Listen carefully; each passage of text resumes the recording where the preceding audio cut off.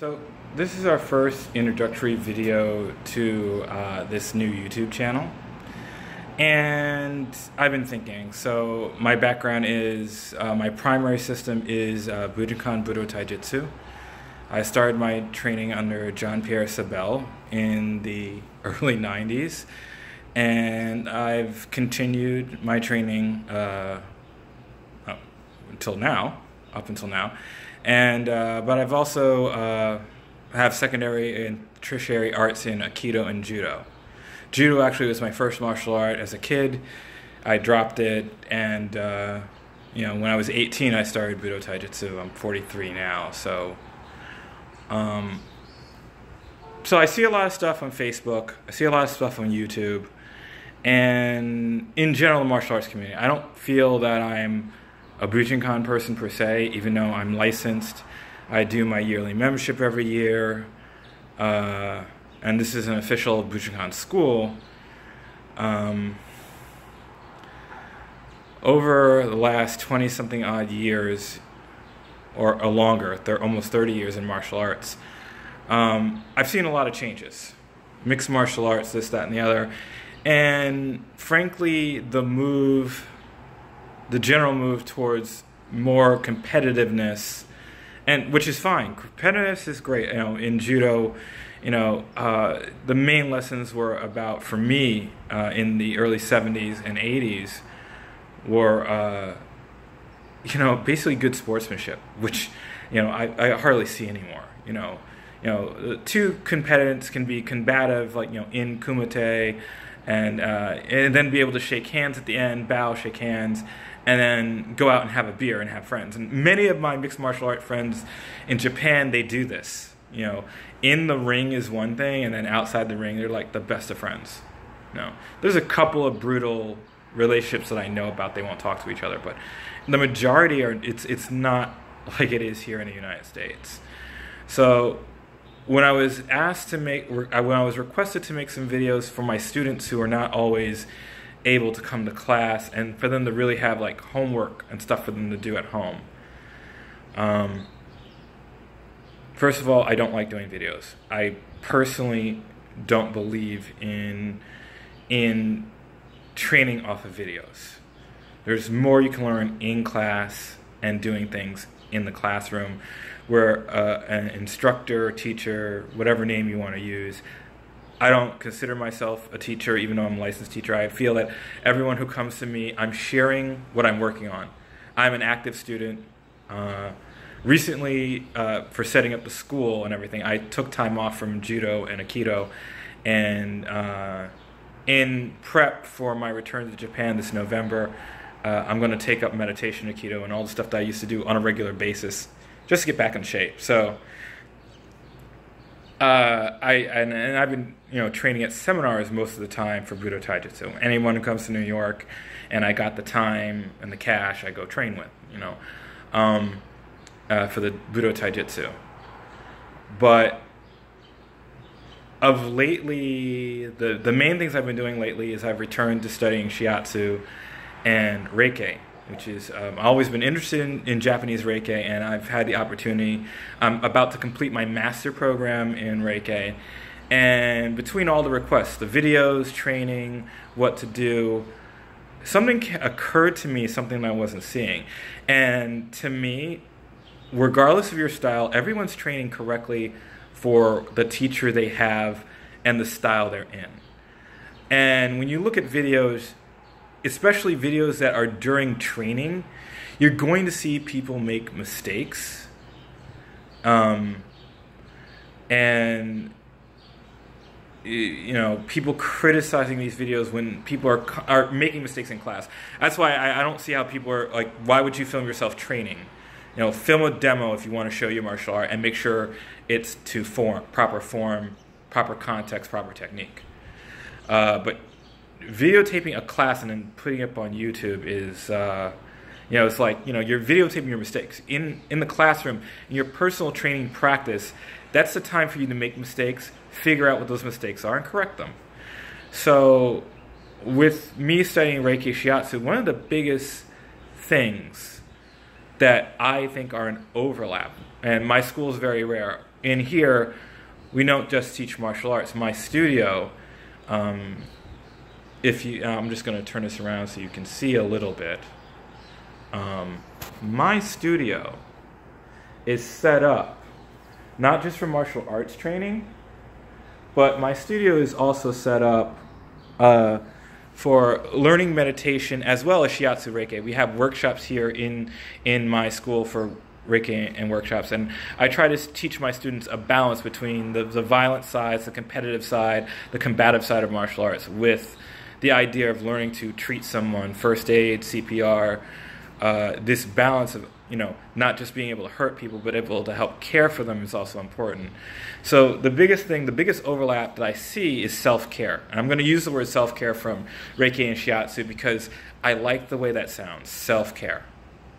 For most martial artists, this would be Keiko Undo, Hunjo Undo, or some type of conditioning, Undo, conditioning, physical conditioning, but it also should be self-care. And the reason why I prefer the word healthcare is because I'm overweight. You know, in 2003, around 2003, 2004, I left martial arts training altogether. I went hardcore IT, did IT for like 15, 18 years, and until 2010, where a group of friends of mine convinced me to come back and start training again in martial arts, I had really given up. So my highest weight that I reached sitting behind a desk doing computer work, I came close to 300 pounds. I remember like one time my doctor weighed me, I was 298 pounds. And that was my wake-up call. You know, I joined the gym, and then a friend of mine who had mutual friends convinced me to go to a seminar, and I met a bunch of people I hadn't seen in a really long time. And actually, those people thought I was dead because they hadn't heard from me in years. And that was another wake-up call. The other wake-up call for me is when my former students from the early 90s, early 2000s, actually contacted me and wanted to train again, and were telling me stories about, well, being in Afghanistan, being in Iraq, and how some of the things that I taught them actually got them out of very dangerous situations. And I did go through a time period where I felt what I was teaching was not going to work in actual combat, until I was getting thank yous from students who I didn't even know went away to war. I was never notified that they did, and they came back and were telling me stories about what happened to them. And so again, I was almost 300 pounds, and I'm now down to 270. About 271 is fluctuating right now. So I need to get down to 200 pounds, and then start talking with my doctor will be the next step after that, and that seems to be my goal weight. So my attitude to training in martial arts is sharing. I'm not here to tell you what to do, how to do it. I don't believe in that. Frankly, one of the gifts of the Bujinkan is Soke doesn't believe in telling you exactly what to do and making you adhere to strict rules. On the downside of that, people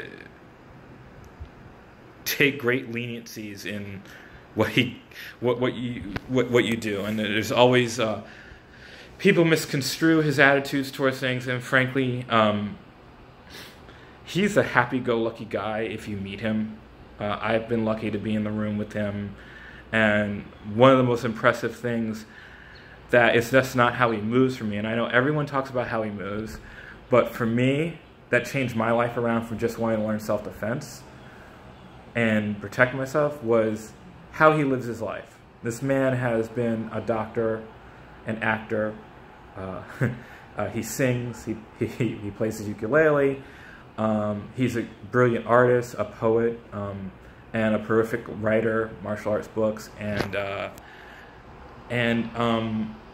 so as a lot of people focus on his, copying his movement and everything, I'd like to say you should try to look at his life and also try to copy his life or get an example of how we're supposed to be. Because I think Soke tries to be an example of what he would like the best for us. You don't have to be an artist or a musician or anything like that, but he's one of the few martial artists that I've met in the world who will tell you stories about his failures, and he'll tell you, stories about, where he's messed up, so that you can learn a life lesson and not do the same mistakes that he did. With that note, when I film these videos, my goal is, they're going to be for not just Bujinkan, but again, everyone knows of the X-Cons. I'm going to do this for Gimbal Con and Jujinkan Con and the Toshindo people if you're out there, because I really don't care about politics at this point.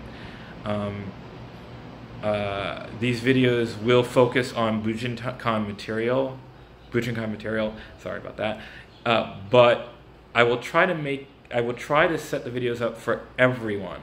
That means if you're a mixed martial artist doing Brazilian Jiu-Jitsu, Judo, karate practitioner, studying karate, Taekwondo, I will try to do the videos in a way that, even though I may be doing different techniques, I will try to be as clear as possible with the techniques and mostly try to teach concepts that can be handed over to other art forms. Because my personal belief is I don't believe in the superior martial artist. I don't believe in the superior style. I believe when you get into a fight with someone, you're fighting that person, and that their style, their methodology are just like the tools that we use in martial arts. Swords, knives, sticks. Your style is your tool, and what really counts is, in my opinion, your spirit. Who wants to win more? Who doesn't want to die? That's actual combat to me. Generally the person who wins is the person who wants to live the most. Who wants to go back to their family. I think we predicate self-protection or self-defense on how good the techniques are, and we forget there's an emotional aspect of who wants to go home more, who's more motivated, and who will do what the fuck they have to do. Sorry, I cursed. To survive. That's the key word, survive. So as I do enjoy watching mixed martial arts, I do like watching the competitions. These guys train very hard, and to some of my Bujinkan friends, you really shouldn't be teasing some of these guys, because if you watch how they train, these guys train for 4 to 5 minute rounds. A boxing round is like 3 minutes with a 1 minute rest, I think. The MLA, I didn't time it, but they go for like 5 minute rounds at 1 minute rest, and there's anywhere between like 20 to 21 rounds, and the rounds could go longer. So for stamina, fear of stamina and strength, for some of us, the way we train, we wouldn't, if it went out to stamina, if the fight lasted too long, you guys would get really, really tired really, really soon. And that's what impressed me. So instead of criticizing them, you really should take a look at how we're training. So let me get back to self-care. I'm going to bring with you guys my journey on getting down to 200 pounds and losing weight and getting myself, if you want, I'll post some old pictures of me from the early 90s. You'll see how small and skinny I was to where I am now.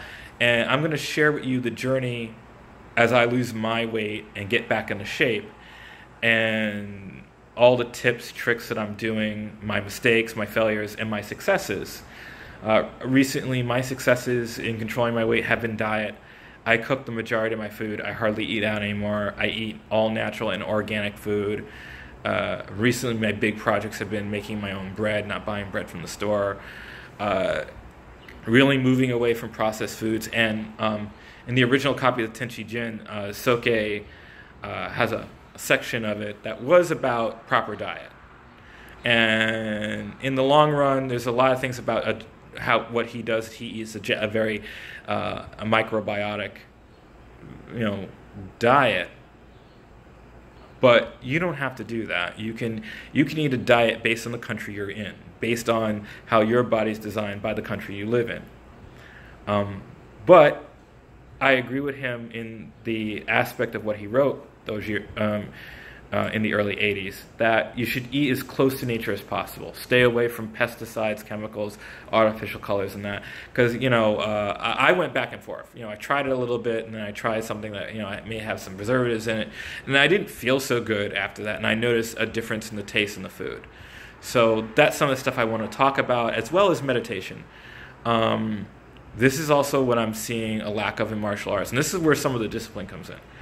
Understand that just studying a martial art is not going to make you more disciplined and more control. I have an anger management problem. I'm saying that on video. I have an anger management problem, and I work every day on meditation, self-control. I happen to be a Buddhist. I'm also studying Shintoism, and it's an ongoing struggle. I've been struggling with my anger management issues from the time I was 9 or 10 years old, which is the reason why I was forced into martial arts. So this is a lifelong journey. Martial arts, in my opinion, and this is just my opinion, so, you know, don't come after me, you know, or you could. If you want to make comments about what you see on my webpage and on my YouTube, all I ask is you guys make constructive comments. I don't care if they're negative or positive, but don't curse each other out. Respect each other's opinion and have a decent discussion. I also want to promote with this proper discussion between martial artists who respect each other. If you don't like something, you don't like something. If you have an opinion, you have an opinion. But don't resort to name-calling, fighting, cursing each other out, and threatening each other. I will delete those comments myself when I find them. If it's, you know, good criticism and you guys are discussing, you know, you're respecting each other's opinion, you're having a decent discussion, and sharing your opinions without resorting to childish behavior, I'll leave them up. But other than that, they will come down if I start seeing 2-year-old and 5-year-old behavior, they're going to come down. The goal of this page is not to teach you. The goal of this page is not to train you. That is on you to do on your teacher, to do with on your personal practice, your teacher who you train with. I'm going to try to be as balanced as I can with these videos, so everyone can get something out of them, and as best as possible. But again, one of the things I want to start off with is self-care, and that comes into your solo practice, meditation. So a lot of the first couple of videos are going to be on, most likely, and I've written up a couple outlines for the first couple of videos already, and I'm going to outline the videos too. I will put in some notes into the description section, so if you need something, or if I didn't put something down, you want a deeper explanation on it, comment. I'll get a deeper explanation on it, and I'll put it in. I'll put that into the notes and comments as well. But really, the first couple of videos, probably even before I leave to Japan, I'm probably not going to do two-man katas or anything like that. I'm going to focus on solo training in the beginning for those people who are at home. And I'm saying training, but these videos are also going to be how to train, how to practice, and how to study. And they're not all the same thing. I've seen some martial artists use these things as they're all the same thing. No, they're not. Training is very different. Training is a very physical activity. Practice is where you correct your mistakes from training, and that's practice. You understand something, you know why you did it wrong, and then you practice it correctly.